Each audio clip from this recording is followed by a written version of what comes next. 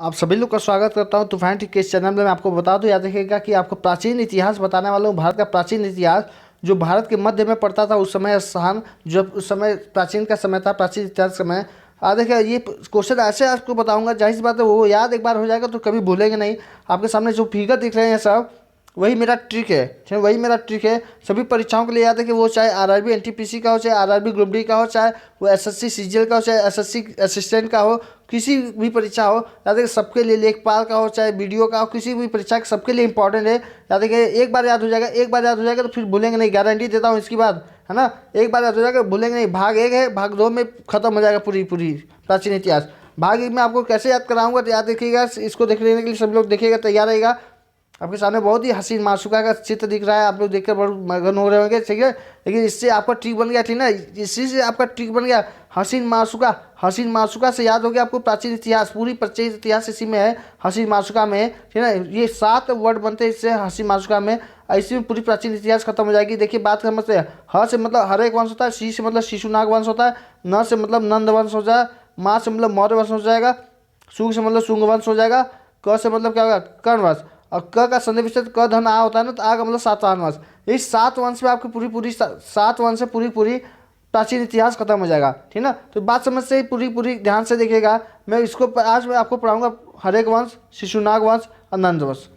ये 3 वंश आज मैं पढ़ा दूंगा, और बचे 4 वंश मैं अगले वीडियो में बना दूंगा। आपको 2 वीडियो में पूरी पूरी प्राचीन इतिहास याद हो जाएगा। और याद है कि सभी को इतना आसान ट्रिक से बताऊंगा, जाहिर सी बात है ऐसा ट्रिक किसी ने नहीं बताया होगा, ठीक है ना। तो आइए देखते हैं पहला सवाल। पहले वंश, याद है मगध वंश का, राज्य का उत्कर्ष कैसे हुआ था वो मैं बता दूं। उस समय एक समय था जब आपको भारत के मध्य में जितने स्थान थे उसे ही क्या कहा जाता था, मगध वंश। जैसे आज के समय में उत्तर प्रदेश, मध्य प्रदेश का नाम दिया गया है राज्य का, लेकिन उस समय मगध राज्य कहा जाता था, वो पूरे को मिलाकर। और याद रखिएगा बौद्ध ग्रंथों के अनुसार पता चला था सबसे प्राचीन वंश के संस्थापक कौन थे, बृहदत्त थे। संस्थापक का नाम पता है, उनके वंश का नाम नहीं पता चला था। याद है कि संस्थापक का नाम क्या था, बृहदत्त था। उनकी राजधानी क्या थी, गिरिभ्रष्ट, जिसको राजगिरी भी कहा जाता है। उनके पुत्र का नाम जरासंध था। तो याद रखिए, ये ट्रिक से याद रखिए, ट्रिक से याद रखिए। प्राचीन की बात बोला तो प्राचीन मतलब क्या, कोई व्यक्ति बहुत ही प्राचीन तो उसे क्या कहा जाता है, वृद्ध कहा जाता है। क्या कहा जाता है, वृद्ध। अब वृद्ध से बाद बन जाएगा बृहदत्त। तो बता दें कि सबसे प्राचीन वंश के संस्थापक कौन थे, बृहदत्त। तो वृद्ध से क्या याद हो गया, बृहदत्त। और जाहिर सी बात है बृहदत्त कब बुढ़े हो जाए, मतलब बुढ़े लोगों को क्या कहते हैं, वृद्ध कहते हैं। जैसे वो गिरेंगे जरूर, जाहिर सी बात है चलेंगे तो कभी भी गिर सकते हैं। तो याद है कि उनकी राजधानी क्या थी, गिरनेश क्या बना, राजगिरी। गिरनेश क्या बना, राजगिरी, ठीक ना। और जाहिर सी बात है जब गिर जाएंगे तो कहा क्या जाता है, कि बेटा जरा उठा दो, बेटा जरा उठा दो, कहते हैं ना। तो जाहिर सी बात है उसी बृहदत्त के बेटा का नाम क्या था, जरा से दिमाग बनना है जरासंध। जरा से क्या दिमाग बना, जरासंध। याद हो गया ना आपको, मैं गारंटी देता हूँ। एक बार देखेंगे वीडियो, दोबारा जरूर देखिएगा, इसको याद हो जाएगा, फिर दोबारा कभी भूलेंगे नहीं। नाम से पकड़ेंगे भाई। प्राचीन मतलब क्या, वृद्ध होना चाहिए। जैसे वृद्धत्व हो गया, अब वृद्ध गिरेगा तो गिरिव्रज हो गया। और जैसे पर उठाने की बात बोला, जरा जरा उठा तो जरा संग पुत्र हो गया, ठीक है, क्लियर है, याद हो गया। अगला सवाल देते हैं, आगे बात करता हूँ, मैं करता हूँ। फिर उसके बाद बौद्ध ग्रंथों के अनुसार, उसके बाद आपको बृहदत्त की वंश के अनुसार पता चला। फिर उसके बाद डायरेक्ट आपको आना है 544 ईस्वी पूर्व में, ठीक ना। उसके बीच में क्या हुआ उसको कुछ पता नहीं चला, उसका कोई साक्ष्य नहीं मिला, ठीक है। मैं बता दूं 544 ईस्वी पूर्व में हरेक वंश का उत्थान हुआ था। और हरेक वंश का संस्थापक कौन थे, बिंबिसार थे। और राजधानी कौन था, कहाँ था उनका, राजगिरी में था, ठीक ना। उनके नाम पे एक युद्ध बहुत ही प्रसिद्ध है, जिनको ब्रह्मादत्त के साथ उन्होंने ये युद्ध किया था, और अंग राज्य को अपने साथ मिला लिया था। उसमें अंग राज्य नाम था, अंग राज्य को अपने साथ मिलाकर अपने राज्य का विस्तार किया था। मैं बात करता हूँ जीवक। जीवक कौन था, मैं बताऊँ एक बहुत ही प्रसिद्ध राजवैद्य थे। कौन थे, बिंबिसार के बहुत ही प्रसिद्ध राजवैद्य जीवक थे। इनके नाम पर 2 इतिहास रचा गया है। याद कि एक तो पहला महात्मा बुद्ध की सेवा में नाम गया है इनके, और दूसरी अवंती के राजा प्रद्योत थे, उनके पांडुरंग हुआ था, उसके इलाज के लिए इनका नाम लिखा गया है इतिहास में, ठीक ना। अब इस पूरी कहानी को याद है कि फिर 52 वर्ष की उम्र में उन्हीं के पुत्र अजातशत्रु द्वारा 493 ईस्वी पूर्व में उनकी हत्या कर दिया गया था। इस पूरी कहानी को एक ही लाइन में याद रखिए, इस नाम से पकड़ लेंगे, नाम से। मेरे को हरेक वंश, हरेक वंश हड़काना, इससे एक शब्द मिल रहा है मुझे, हड़काना, इसे धमकी देना भाई, है ना। तो हरेक वंश हड़काना मतलब धमकी देना, है ना। धमकी दिया जा रहा, बम से तेरा राज्य उड़ा दूंगा, बम से तेरा राज्य उड़ा, ठीक ना। जैसे में हड़काएगा तो बम से कहेगा, बम से बना क्या, बिंबिसार। तो मैं बताऊंगा संस्थापक कौन था, बिंबिसार। और राज्य उड़ा दूंगा तो मतलब राज्य से दिमाग में बना राजगिरी, राजगिरी बन जाएगा, है ना, उड़ा दूंगा। अच्छा कोई जीवित नहीं रहेगा, कहा जाता है ना कोई जीवित नहीं, ऐसा कौन कहता है? शत्रु लोग कहते हैं। क्या कहता है? शत्रु लोग। तो याद रखिएगा, कोई जीवित नहीं रहेगा मतलब कौन प्रसिद्ध है? जीवक का नाम याद रहेगा। जीवित से क्या दिमाग में? जीवक का नाम जो कि राज्यवैद था, और राज्यवैद के नाम पर महात्मा बुद्ध और अवंती के राजा प्रद्योत के नाम पर दो इतिहास है, वो आपको याद हो जाएगा ऑटोमेटिक, ठीक ना। अब मैं कहूँगा शत्रु, ऐसे लोग कौन लोग कहते हैं? धमकी कौन थे? शत्रु लोग कहते हैं। तो जैसे अजात शत्रु ही उसकी मृत्यु का कारण बना, जो उसका पुत्र था, ठीक है। याद हो जाएगा पूरी कहानी। ये हर्यक वंश का पहले राजा थे, और पहले राजा के बाद दूसरे राजा कौन बना था मैं बता दूं? अजातशत्रु ने अभी हाल ही में उनकी मृत्यु का कारण बना था। जाहिर सी बात है, उसकी मृत्यु करने के बाद अजातशत्रु 493 ईस्वी पूर्व में राज्य का कार्यभार अपना संभाला, ठीक ना। अजातशत्रु का दूसरा नाम भी क्या है? कुड़िक नाम है, ठीक ना। मैं बता दूं अजातशत्रु जैन धर्म का अनुयायी था। इसका धर्म कौन सा था? जैन धर्म, ठीक ना। आपको बता दूं, याद है कि उनके शासनकाल के एक बहुत ही प्रसिद्ध मंत्री थे, वर्षकार नाम था, जिसका कहीं पर वर्षकार भी लिखा जाता है, ठीक ना। मैं बता दूं, याद है मंत्री की सहायता से ही वैशाली पर विजय प्राप्त किए थे। याद है क्या? वैशाली पर एक राज्य का नाम था, वहाँ पर इन्होंने विजय प्राप्त किया किसकी मदद से? वर्षकार की सहायता से, जो कि उनके मंत्री थे। इन्होंने अपना राजधानी वही रखा था, राजगिरी भी रखा था। फिर अजात शत्रु की मृत्यु का कारण उनके ही पुत्र, जैसे वो अपने पिता का मृत्यु का कारण बने थे, वैसे ही उनका ही पुत्र उनका कारण बना, और उदयन 461 ईस्वी पूर्व में उनकी हत्या कर राज्य अपने हाथ में ले लिया। अब मैं बात करता हूँ इसके ट्रिक की बात करता हूँ। याद है कि ट्रिक ये है, नाम से शत्रु है भाई, शत्रु है। अजात शत्रु मतलब क्या? उसकी जिसका जाते ही शत्रु है, जिसका जाते ही शत्रु है। अजात शत्रु नाम से पकड़ेंगे, जिसका जाते ही शत्रु है मतलब बहुत कठोर होगा, बहुत कठोर होगा, है ना। बहुत कठोर दिल होगा। जब क्या कठोर से दिमाग, कठोर दिल से दिमाग बन रहा है कुड़िक, उसका नाम क्या बन जाएगा? कुड़िक। याद हो गया? कुड़िक, कुड़िक याद हो जाएगा ना। फिर बात करते हैं यहाँ पर शत्रु हमेशा जान ले लेता है। शत्रु हमेशा क्या करेगा? जान लेगा। अजात शत्रु है, जाहिर सी बात है, तो क्या जान लेना उसको पसंद होगा, है ना। जाहिर सी बात है, जैन धर्म की अनुयायी होगा। उसका धर्म कौन सा हो जाएगा? जैन। उसकी धर्म क्या हो जाएगा? जैन। जैन से दिमाग बनेगा जान लेना, ठीक ना। क्लियर है? याद होगा? क्लियर है? धमती के पूरा राज्य वश में कर लेगा। क्या कर लेगा? पूरा राज्य वश में कर लेगा। तो याद रखिए, किसकी सहायता से उसने राज्य को अपने मिला था? वर्ष में। वर्ष मतलब क्या? वर्षकार। वर्षकार उसके मंत्री का नाम याद हो जाएगा, ठीक ना। और पूरी राज्य की बात बोला तो राज्य से क्या दें? राजगिरी। उसकी राजधानी कहाँ हो जाएगी? राजगिरी। याद हो जाएगा आप सबको? सबको याद हो जाएगा? क्लियर है? इतनी आसान ट्रिक आपके सामने कहीं नहीं मिलेगा, ठीक ना। आगे बात करते हैं। तो ये तीसरे राजा जब उदयन अजातशत्रु की मृत्यु के कारण करके अपना राज्य संभालने लगे, तो उदयन के बारे में बता देता हूँ। याद देखिएगा, एक चीज़ बताना तो आपको छोड़ ही दिया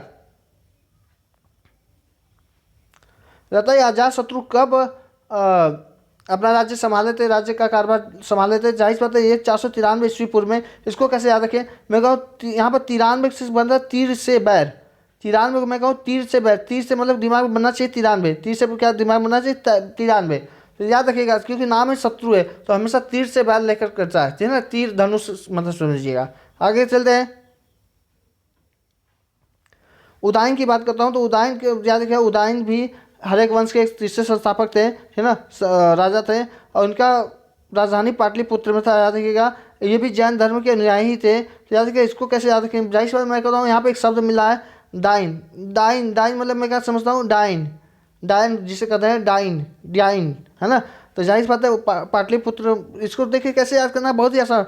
डायन पढ़ाकर राज्य का जान बना लिया अपना, या तो राज्य का कहिए या तो अपना जान बना लिया, है ना। जाहिर सी बात है। तो देखिए उदयन क्या किया? पाटलिपुत्र अपना राजधानी बनाया। पटाखा मतलब क्या? पटाखा मतलब क्या? पाटलिपुत्र याद हो जाएगा, ठीक ना। और जान बना लिया, तो जान से क्या दिमाग? जैन धर्म का अनुयायी था, जैन धर्म का अनुयायी था। तो जाहिर सी बात है, यहाँ पर डायन, डायन जब आप मूवी देखते हैं तो क्या शौक लगता है ना, शक, शौक लगता है एकदम देखकर। तो जाहिर बात है, एक शौक उसका एक शौक था। क्या था? शौक था मतलब एक शौक था, ठीक ना। पटाना उसका, डायन को पटाना उसका एक शौक था। जाहिर सी बात है, इस दिमाग से बना 61 याद होता है ना, 61 यही होता है ना, 61 461 ईस्वी पूर्व में इसने अपना कार्यभार संभाला था। याद हो जाएगा सब कुछ, ही ना। ध्यान से एक बार फिर से देखिएगा वीडियो को। फिर याद है कि अंतिम राजा हर्यक वंश का कौन था? हर्यक वंश का अंतिम राजा उदयन का पुत्र कौन था? नागदशक। कौन था? नागदशक। कैसे याद रखें? बच्चों को डरवाया जाता है, ठीक है, बच्चों को हड़काया जाता है कि नाग डस लेगा बेटा, नाग डस। अंतिम में क्या कहता है? बेटा बाहर मत जाना, नाग डस लेगा। तो याद रखें, अंतिम राजा कौन था? नागदशक। कौन था? नागदशक। और जब जिसके बाद नाग डस लेगा तो क्या हो जाओगे? मर जाओगे, मृत्यु हो जाएगी। तो मृत्यु हो जाएगी तो याद रखिए, नागदशक को उसके अमात्य शिशुनाग ने ही 412 में अपदस्थ घोषित कर दिया, मतलब पागल घोषित कर दिया। और वहाँ पर कार्यभार अपने संभाल, तो किसके ने? अमात्य ने, उसके अमात्य शिशुनाग वंश ने उसके अमात्य ने ही उसको क्या कर दिया, पागल घोषित कर दिया और क्या किया, नागदशक को हटाकर अपने स्थान पर वहाँ पर राजा बन गया। ठीक है, क्लियर है। याद रखिएगा 412 ईस्वी में बना था, याद रखिएगा 544 से 412 ईस्वी के अंत में कर दिया गया था। याद रखिएगा पूरी कहानी याद समझिएगा, ठीक ना। ठीक है, याद रखिए मैं यहाँ पर ठीक लिखा हूँ, बच्चों को हड़काया जाता है नागदशक। तो अंतिम राजा कौन था, हर एक वर्ष को हड़काने से समझिएगा, हड़काने मतलब हर एक वंश, और नागदशक मतलब नागदश लेगा, है ना। फिर नागदश लेगा तो मृत्यु हो जाएगी, तो मतलब उसके अमात्य शिशुनाग ने ही उसको क्या कर दिया था, अपदस्थ कर दिया था। अगले बात करते हैं, आगे बात करते हैं। अब 412 ईस्वी में शिशुनाग वंश चालू होता है। याद है कि हर एक वंश समाप्त हो गया। अब 412 ईस्वी में शिशुनाग वंश चालू होता है और हर एक वंश में 4 राजाओं के बारे में पढ़ना था। अब शिशुनाग में 3 राजाओं के बारे में पढ़ना है, ठीक है ना। बात समझिएगा यहाँ पर, शिशुनाग मतलब समझते नाम से, शिशु मतलब क्या, छोटा, नाग मतलब क्या, नाग, सांप, है ना। तो मैं कहूँगा सबसे छोटा नाग है, तो जाहिर सी बात है शिशुनाग पाटलिपुत्र से हटाकर अपना वैशाली राज्य बनाया था। याद राजधानी कहाँ बनाया था, पाटलिपुत्र से हटाकर अपना वैशाली बना लिया था। और शिशुनाग का उत्तराधिकारी क्या हो जाएगा, कालाशोक था। याद है कि उसके पुत्र का नाम क्या था, कालाशोक। अब पाटलिपुत्र से उसने तुरंत दोबारा पाटलिपुत्र भी अपना राज्य बना लिया था, ठीक है। तो याद है अपनी राजधानी पुनः पाटलिपुत्र बना लिया था। शिशुनाग वंश का अंतिम राजा कौन था, नंदीवर्धन था, ठीक है ना। तो इसको याद करने का मैं आपको सामने ट्रिक पूरा रख रहा हूँ। याद है कि ये पूरी ट्रिक है, आपके सामने ट्रिक समझते हैं। मैं कहूँगा शिशु नाग मतलब शिशु छोटा है तो जाहिर आगे चल के विशाल बनेगा, अभी छोटा है तो जाहिर आगे चल के विशाल। तो याद है कि अपना राजधानी कहाँ बना है, विशाली, विशाल से दिमाग बना वैशाली, क्लियर है। अल्लाह आगे बताया, आगे बात बोला है, और जब विशाल बनेगा तो जाहिर बात गाला और जहरीला होकर काट लेगा, काला जहरीला होगा, जाहिर बात तो उसका अगला उत्तराधिकारी का बना काला से काला शोक बना, क्या बना, काला शोक। और जब काट लेगा तो शोक बना जाएगा, है ना। काट लेगा तो क्या बनेगा, शोक बनाएगा। तो जाहिर सी बात है शोक बना ही जाएगा, काट लेगा तो क्या होगा, काट से दिमाग में बन रहा है, काट से एक शब्द बन रहा है पाट, पाटलिपुत्र उसने पुनः अपना राज्य बना लिया था, है ना। राजधानी कहाँ बना लिया, पाटलिपुत्र थी ना, इसने उसको उत्तराधिकारी काला शोक ने, क्लियर है।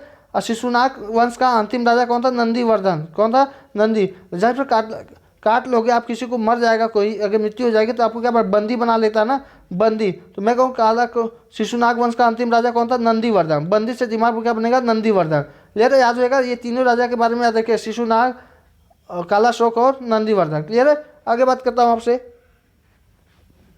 क्या हसीन में मैंने 2 शब्द का बता दिया, ह से हरेक वंश, शी से शिशुनाग वंश, और न से नंद वंश होता है। तो न का आप बात करता हूँ आपसे सामने, न से मतलब याद रखिए नंद वंश, नंद वंश मतलब क्या, याद रखिए सबके यहाँ पर ठीक आपके सामने प्रस्तुत किया गया, नंद को यहाँ पर लोड किया गया है, ठीक है, देख रहे होंगे। न सबके नाम में नंद आएगा, महापद्मनंद, घनानंद, ठीक है ना, क्लियर है। तो बात समझते हैं यहाँ पर ध्यान से।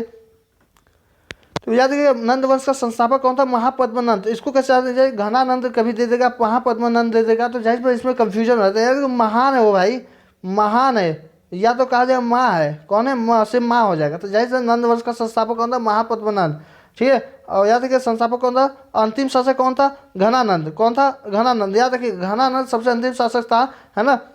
और सिकंदर के समकालीन का ये बात हो रही है। याद रखिए यहाँ पर कभी कभी सवाल ऐसे पूछ लिया जाता है, घनानंद जो नंद वंश का अंतिम शासक था वो किसके समकालीन में था, तो वो सिकंदर के बारे में एक वीडियो अलग से बना दूंगा, उसको ध्यान से पढ़िएगा, बहुत इंपॉर्टेंट है लेकिन सिकंदर, ठीक है ना, जो कि पोरस का राजा था। चाहिए सी बात है, मैं बता दूंगा आपको, घनानंद को चंद्रगुप्त मौर्य ने युद्ध में पराजित कर मगध पर मौर्य वंश के संस्थापक की स्थापना किया था। जाहिर सी बात है आपको पता होगा, ठीक है ना। तो जाहिर सी बात है एक राजा को हराने के बाद दूसरा राजा आएगा तो वो अपने वंश का स्थापना किया था। तो याद रखिएगा नंद वंश के बाद कौन आया था, माशुका, माशुका मतलब मौर्य वंश, ठीक है ना, मौर्य वंश आया था। तो याद है कि मौर्य वंश का संस्थापक कौन था, चंद्रगुप्त मौर्य। मौर्य वंश के बारे में मैं अगले वीडियो में बताऊंगा, फिलहाल में याद है कि यहाँ पर ये चीज़ें बातें, यहाँ पे एक शब्द मैंने ठीक बताया, धन का माया मारे सीख लो, ये बात सीख लो, है ना, धन को माया मारे। याद है कि कहावत कहा जाता है, धन को माया मारे, ठीक है। जो धन कमा रहा है अगर उसको माया पकड़ लेगा तो वो क्या हो जाएगा, नहीं कमा पाएगा, है ना। तो बात समझेगा। तो धन से मतलब महापद्मनंद, नंद को मैं समझूंगा धन, और धन से मैं कहूँगा घनावंश, क्या हो, धनावंश। धन से किससे मिला है, धनावंश से। और याद रखिए ये क्या है, अंतिम राजा है, ठीक ना, और इसको माया मार लिया तो इससे सीख मिल रहा है, किसके समय का किस समयकालीन का है, सिकंदर समकालीन का। याद रखेंगे इस प्रकार, ठीक ना, याद हो जाएगा सबको। एक बार वीडियो और देख लीजिएगा, मैं आप सभी लोग को सलाह दूंगा, एक बार वीडियो और देख लीजिएगा, ठीक ना। मैं आगे बता दूँ, याद रखिएगा मैं आपको बता दूं, यहाँ पर ज्वाइन व्हाट्सअप नंबर आपके डिस्क्रिप्शन बॉक्स में दिया गया है, ज्वाइन व्हाट्सअप नंबर, व्हाट्सअप से भी जुड़ जाएगा।